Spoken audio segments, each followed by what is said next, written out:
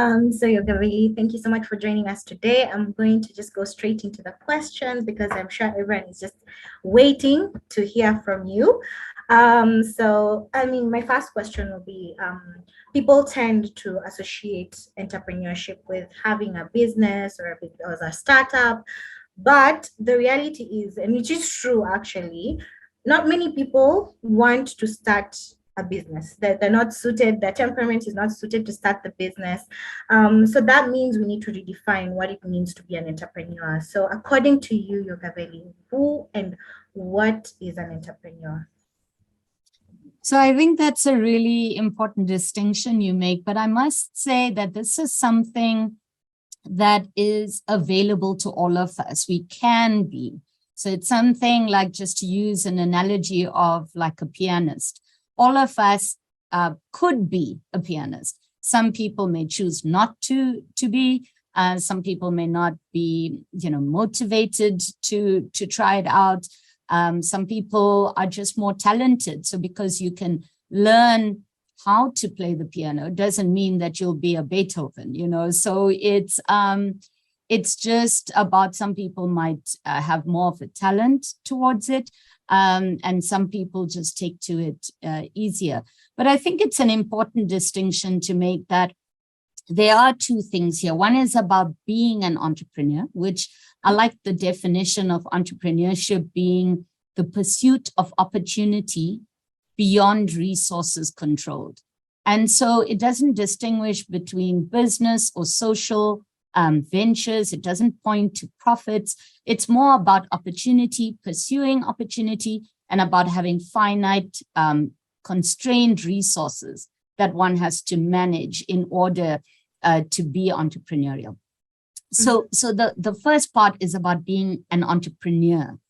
Then there's the aspect of being entrepreneurial, which is about embodying the attributes of an entrepreneur in different environments. And when we redefine that people don't have to be an entrepreneur to be entrepreneurial, then we invite more people into the conversation of what that means and how they can apply it to their lives. So especially young people who, I don't know if you found this, but people who opt out if they feel that, oh, well, I'm not an entrepreneur, but they don't realize actually you could be entrepreneurial in an academic space, you could be entrepreneurial in nonprofits, you could be entrepreneurial within a company. So it can be done anywhere and in any sector. It's all really about value creation. How do you create value, and where do you create value, and the process by which you create that value? And that's available to all of us once you have your mindset right and once you get the right skills. So really just to differentiate that, you don't have to start a business or start a venture to be entrepreneurial. Right. So, this is such an interesting concept to bring up on board, because I was listening to your video, your TED Talk. Definitely, it's so famous. You have to listen to it to really understand why you're passionate about this. And you talk about developing entrepreneurial thinkers, and this is the way in which we can help our world, basically, because things are not moving as fast as people's population is moving. Like, let's just say that the world is not moving as fast as how many we are becoming in the world. So when you talk about that, you talk about people who think different, think innovative ways, and to find avenues for growth and value. So that's like the most important thing I got from that video. It's like the aspect of having an entrepreneurial mind is better than even becoming an entrepreneur, because then you're able to solve problems in different fields. And this is what I'm getting from what you're saying right now. So there's the aspect of being an entrepreneur and also having an entrepreneurial mindset, which everyone can have, right? Right. So awesome. Interestingly, Victoria, next, you've talked about being entrepreneurial in various spaces. And for you specifically, you are a social entrepreneur. So I'd like to understand what that means to be a social entrepreneur. Maybe I can start from there. What does it mean to be a social entrepreneur? Sure. Yeah, I mean, a social entrepreneur is basically using those entrepreneurial competencies and attributes and, everything that perhaps a business entrepreneur uses, but using it to create social change. So to respond to the most critical social challenges of our time. So how do you use those, that thinking that you would apply, that innovation, the ability to be curious and creative and use your critical thinking and come up with solutions, but towards solving a social challenge. And that's ultimately what social entrepreneurs do. They may do it within a kind of a business platform, using a business vehicle or a commercial vehicle, or they might do it using a not-for-profit vehicle. But ultimately they're structuring it in a way that's professional, that is innovative, and it's sustainable, just like you would do with a business or commercial platform. Awesome. And in line with you now being a social entrepreneur, it led you to founding 2 companies, one in South Africa and the other one in India. And they're 2, so to speak, different companies, because one is a social development advisory company, the other is a travel company. So why the 2 differences? How did you land in that? Yeah. And what are some of the challenges you experienced? Yeah. So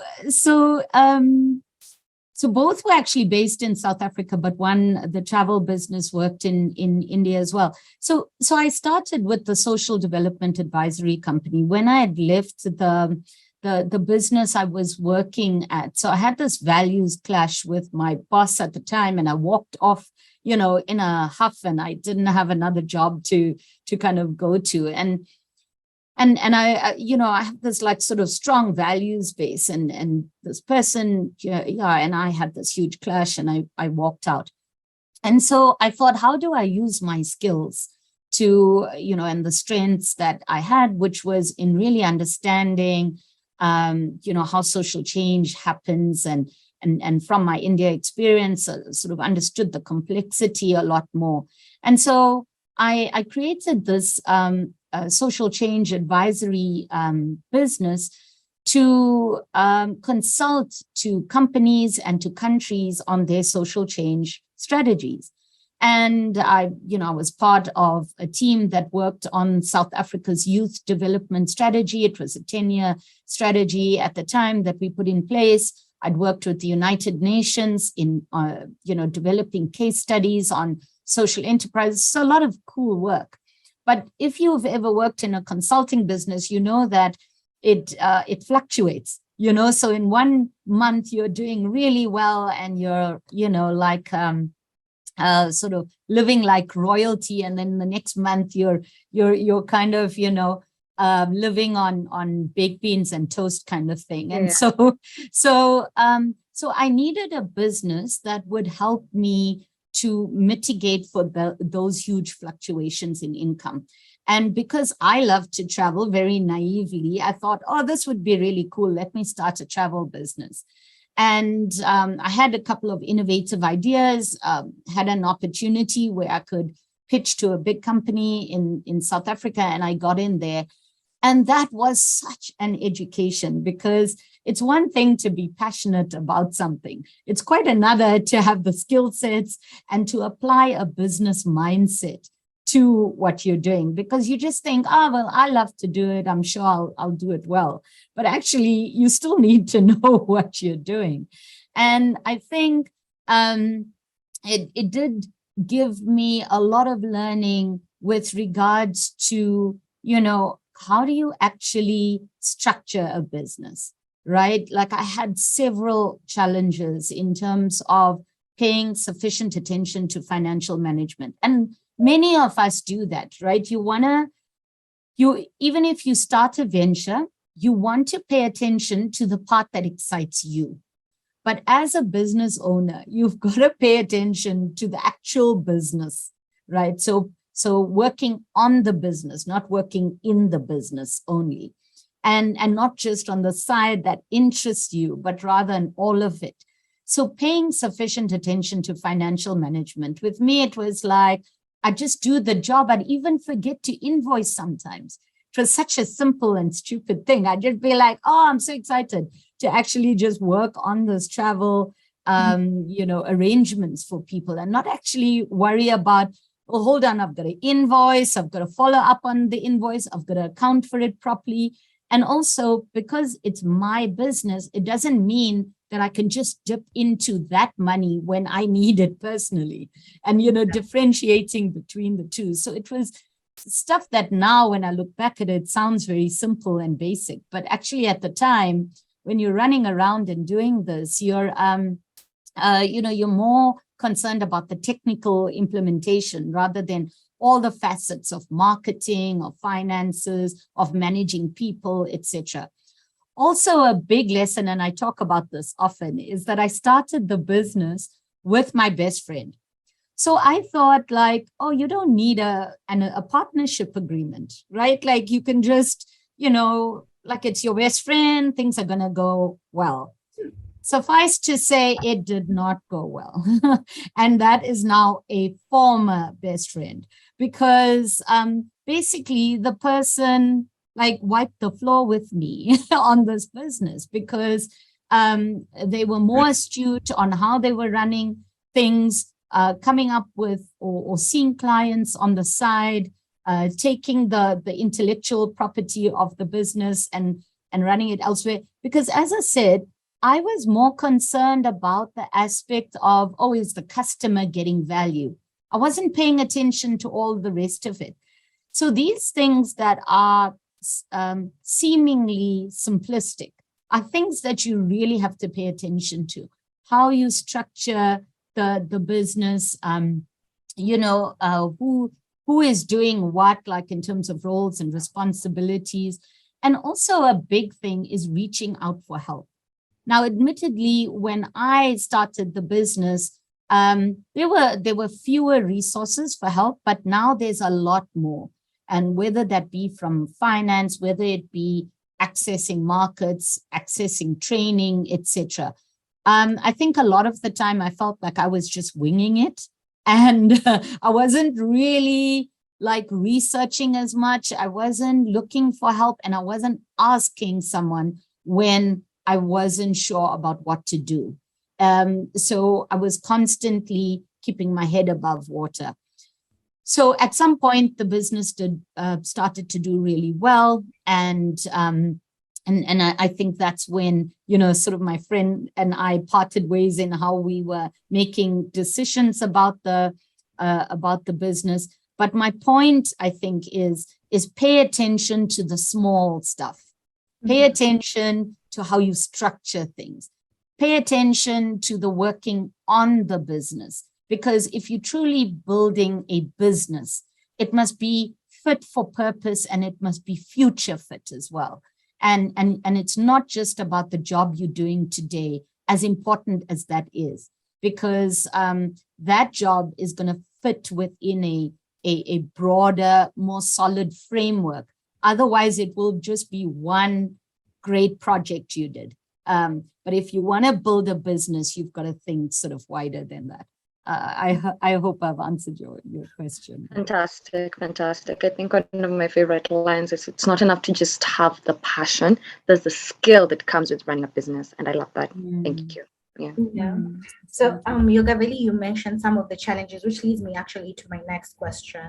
So it's not necessarily what men or women face, but this is generally the main problems that entrepreneurs face. But there's one thing you've mentioned about partnerships. So you partnered with your best friend, and now she or he is now your ex-best friend. So let's just talk about partnerships for a second. How do you identify a good partner, and is it necessary to have partners anyway when you're starting out or when you've already established a baseline for your business maybe? Yeah, I think this is an important question because we tend to be passionate about things individually and then you want to like kind of race ahead and do it yourself. And there are studies that show that the businesses that do the best are the ones that have partners. So choosing the right partner is very important. And And the way that you do that is beyond looking at, do you share the same passion in terms of area of work, is also looking at, do you share the same values? And that, I think, is the basis for a good partnership, is that you can almost like work through everything else, but having a clash in values, if people believe different things, and without getting into too much of the gory details, but I think if for example a partner believes that it's okay to be reaching out to customers or clients separately and building a separate customer base without you knowing, that's a fundamental issue from a values perspective. So I think that's really important for you to understand, what are your boundaries? And can you find somebody who has a similar set of values and boundaries that they think are the right things in terms of how you administer that partnership? Then actually, like skill sets. Do your skill sets match? Now, if I know how to paint and you also know how to paint, then it's no use. Then we're just like friends who are, coming together to share our love of painting. But if I know how to paint and you know how to run a business, then we've got something there that, and it's gotta be complementary skills that is going to take your business forward. But that said, you should always, in any aspect of your business, you must be able to have at least some sort of broad understanding of each area. So for example, with finance, you can't say, oh, my partner understands finance, yeah, I understand marketing, so it's okay, I'm going to leave the finance completely. Yes. And I've also had an experience where I've learned that the hard way, where when running a social enterprise, I gave the finances to another person to take care of. And I was like, sure, I'm so glad this lady understands finances because I didn't like the numbers. Left it to her. What did she do? She defrauded the organization because I wasn't asking the right questions. Right. So the stuff that I'm saying to you comes from hard, felt and experienced, situations where, because you don't like something or you're not comfortable with it, it's so easy to hand it over to somebody else that you think, well, we've got the same potential intentions, and she's got the strengths. So similarly with a partnership, you will have different and complementary strengths, but you still need to know the questions to ask. You still need to know enough that when you and your partner are discussing the finances, that you can ask the right questions and you know where you are. And then lastly, on the partnership question, is just tie it all up with structure. It can be your mother, it can be your sister, it can be your best friend, it can be someone you just met. You have to be able to spend time understanding what should go into a partnership agreement. Plan for the worst, but hope for the best. And I think if everything turns out well, that's fantastic. If it doesn't, you've got a safety net in place. Okay, so thank you so much. That's amazing in terms of the partnerships. So for the questions that are coming in, please allow me to ask the questions from your audience just after we ask one more question, and then we can do an icebreaker as we ask the questions from the audience. All right. So as we look at the questions from the audience, just one thing, let's talk about women in entrepreneurship. Women make a majority, actually, according to a report done in 2021, I believe, by Business Insider Africa. We make the majority of entrepreneurs in the continent. However, we have the least profitable businesses, and our growth is completely stagnant in comparison to men, which is a shock. Why do you think this is so? Why do you think this is the statistic currently? Yeah, there's so many issues that affect women entrepreneurs, and it doesn't even start when you're an entrepreneur. It starts much earlier because there's cultural, issues, there's societal issues around gender discrimination and bias. It's schooling and access to education. And I mean, it is so involved. So even by the time you start your business, you're carrying a legacy of challenges and issues with you. So it means that anything that you start is layered. And I don't want to make it sound doom and gloom, because there's a good side, but I just want to answer this aspect of the challenges.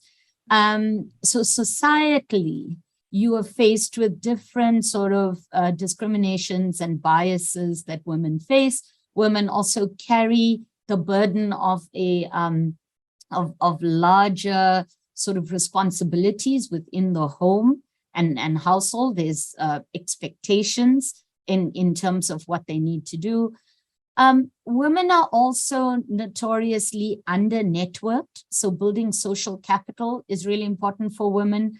They don't necessarily get opportunities into networks the same way as men do. I find that often, and this comes from conversations with former students at the Gordon Institute of Business Science, the business school of the University of Pretoria, where I was the executive director of entrepreneurship education, had started the Entrepreneurship Development Academy. And my students there used to say that they didn't feel they were taken seriously. So when you talk about running a business, whether it be your family, whether it be stakeholders into the business, whether it's employees, whether it's potential shareholders or financiers or bankers, for example, or even when you are trying to access markets and corporate supply chains. Somehow, when you have a business, it's not taken as seriously. The types of questions that are asked are different, and it's almost seen in some respects as a hobby. It's not really a serious business, and even if they understand that it is a serious business, that you don't really intend to scale. That potentially it's a lifestyle business. It's something it's a salon, or it's a sort of a business that developed out of your hobby. It's not really something that can access wider geographies. So there are those issues that are faced. And sometimes, while certain situations might be small, they layer upon each other, and then they add to you being sort of left out of potential opportunities. Then there's red tape. Regulations are add to the bureaucracy, and again, if women are sort of not taken as seriously, it then adds to their ability, or rather inability to access certain opportunities, even from a public sector perspective. So there are all of those reasons, and there are many of these things that impact on men as well. So they impact on all entrepreneurs, but the layering of the gender biases makes it more difficult for women. And women tend to start a lot of those sort of informal businesses or lifestyle-based businesses, because they're trying to manage the priorities of household and family. And then when they do start those businesses that really have the legs to become something more, as I say, they contend with having to still fulfill the gender norms. I want to tell you just one interesting sort of story quickly, just about a study I did with women entrepreneurs in townships in South Africa. And some of them experienced this challenge, that even when they were doing better financially, that they were doing well, but it was more than the community was willing to tolerate. Because remember, communities are based on sameness. So when the community of this township felt that this woman was, in their words, getting too big for her boots. She was doing too well. It acts with an invisible hand, as I call it, to bring her back down to size. In other words, they're either through stigmatizing what she's doing, not supporting her business financially. So some people would actually go out of their way to go to another business and then support her. And in extreme cases that, that they would even experience violence. And so it's quite, it's all these layers of difficulty. And interestingly, from women themselves, they said to me that, I'm okay with running this size of a business. If it gets too big or if it's doing too well, I'll get a man to run it, because it's only men who run successful businesses. And that is a societal messaging.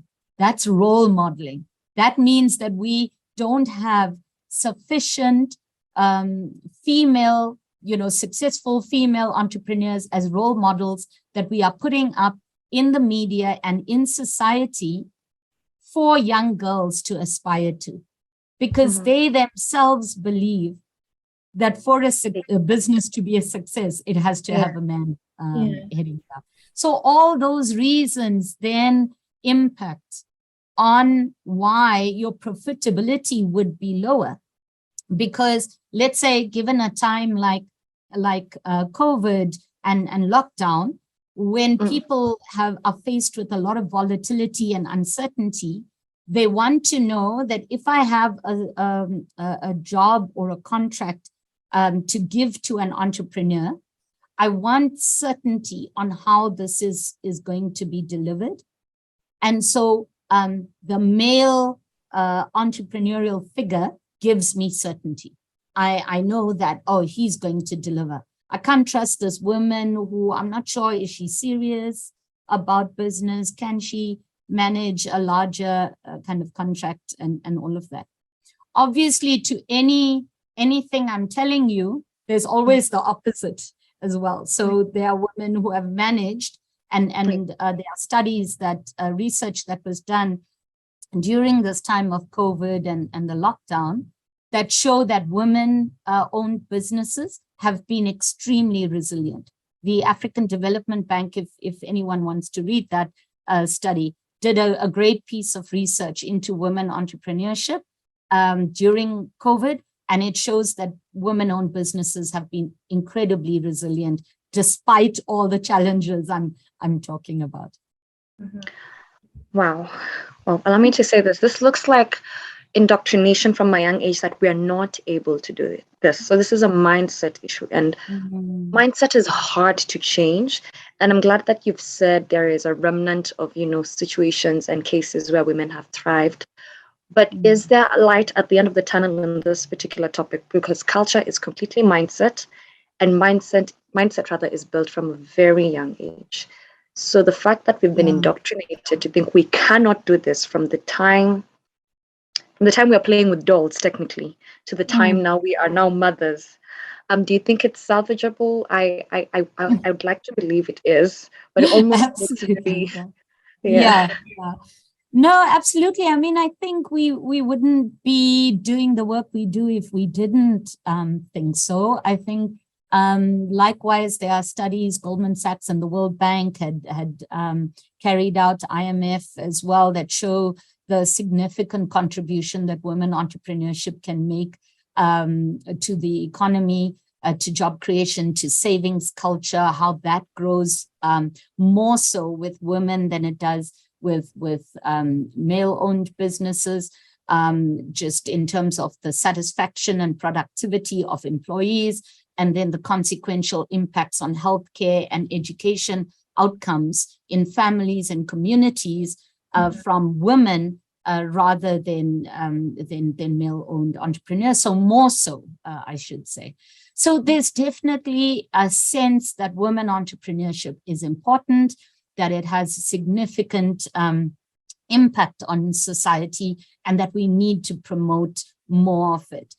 And I think what I'm astounded at is that every year we have these conversations about our low levels of entrepreneurship broadly on the continent. I think more so in South Africa, obviously being based here, that I'm shocked at, considering the sophistication of the economy, that we have such low levels of entrepreneurship, but that we aren't doing anything massively different.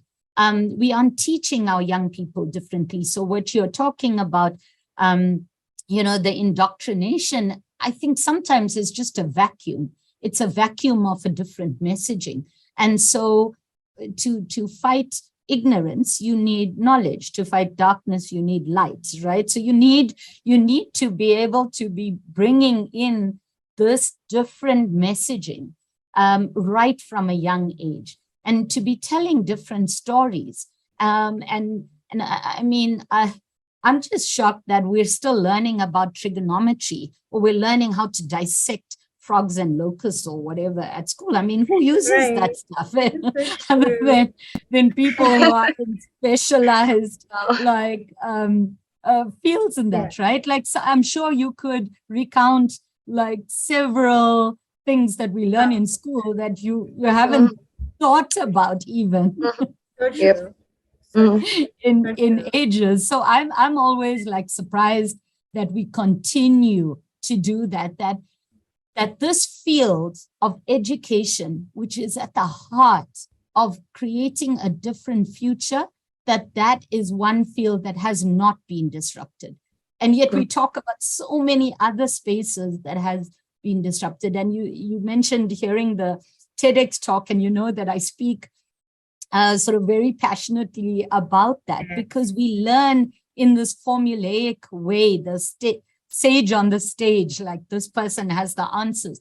What we should be teaching young people is how to find problems that you care about, and how to solve those problems, how to use critical thinking, how to go about, with very little resources, to really think about how do we solve problems that might be available even within our community.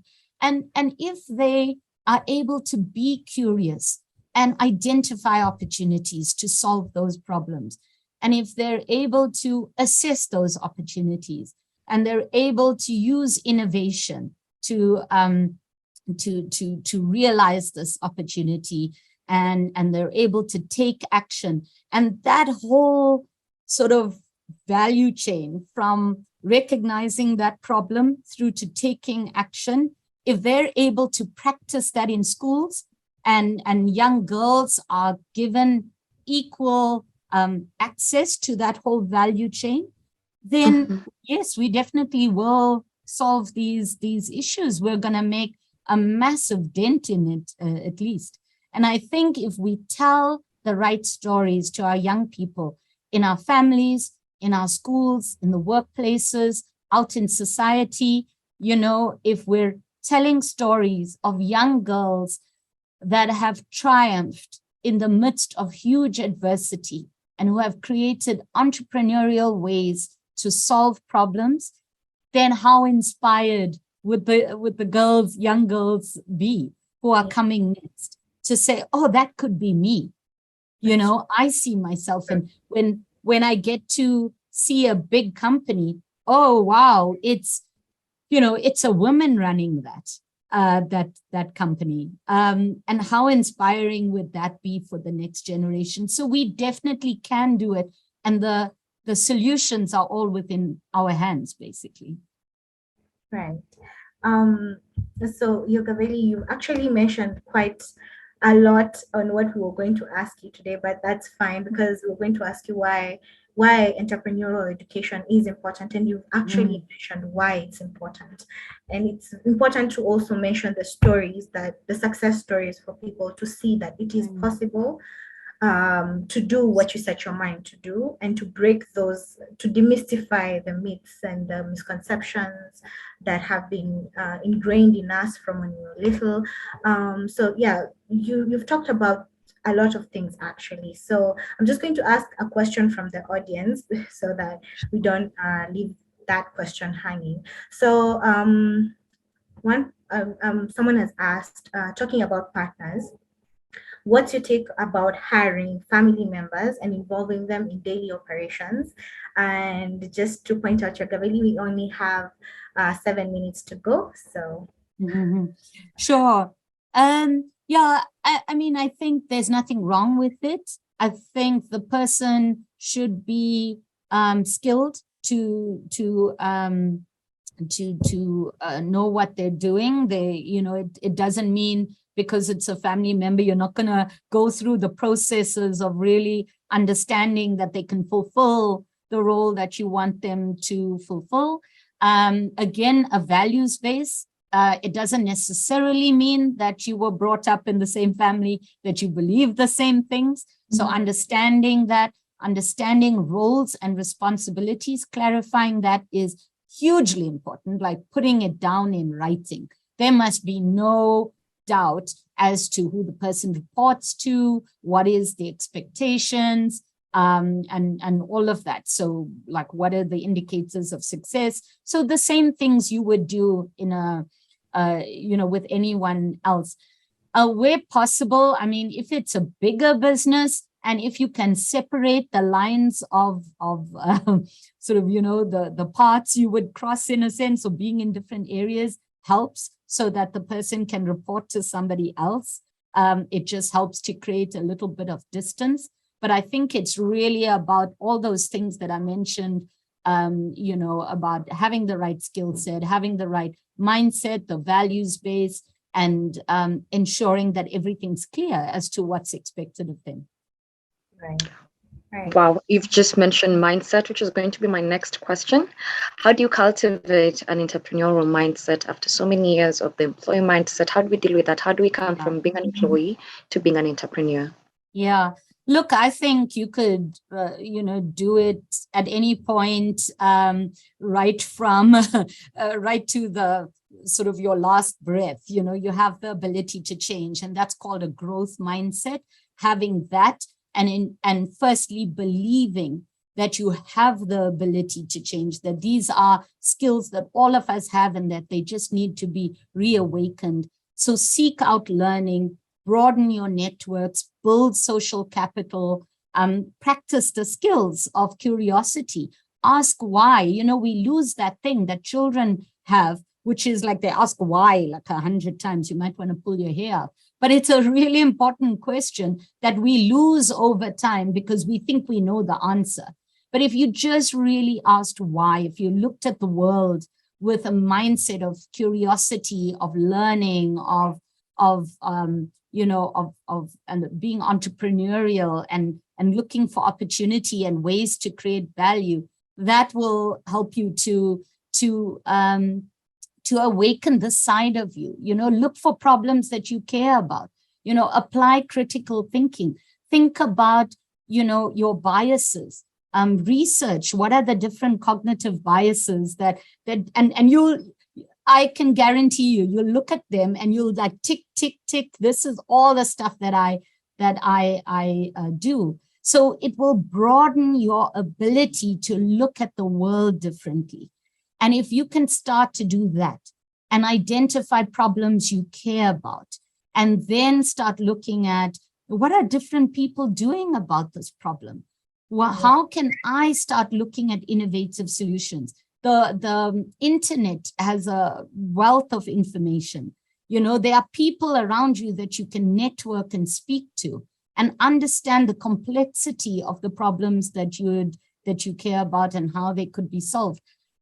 All of this are things that are available to us. It's not something like learning how to take a rocket to the moon. Well, even that you can learn, I think, these days. But it's not something that's nuclear science. You know what I'm saying? These are things that we can implement in our lives every day. So I totally believe you can change that mindset. Right. So Yogavelli, on that note, I feel like we were on a good place to end the show. But just before we end the show, just a quick icebreaker question. What do you prefer, a movie or a book? It depends on the mood, but a book mostly. Book mostly. All right. All right. That's very interesting. So, Yogavelli, thank you so much for coming. It's been such an amazing session. Time has really flown. I cannot even believe it's been an hour already. But Yogavelli, if there's anything you'd like to say, maybe why this topic is important, why entrepreneurship as a social tool is important, maybe you can mention that, and then we can wind up. Yeah. I mean, I just think if we are going to future-proof ourselves, if we are going to deal with uncertainty and volatility, if we're going to give ourselves a competitive advantage in the world, if we're going to build our self-agency, our efficacy, our confidence, we need to have an entrepreneurial mindset, or the future will leave us in the past. I think in terms of women, we have so many capabilities. There is so much proof that we have value to add to the world and can do so through entrepreneurship. So we just need to believe it, and we need to go forth and make things happen. Please read Chimamanda Ngozi Adichie, fierce articulation of feminism, the dangers of a single story or narrative that we are fed as Africans. It is so important that this message lands for all of us. So thank you.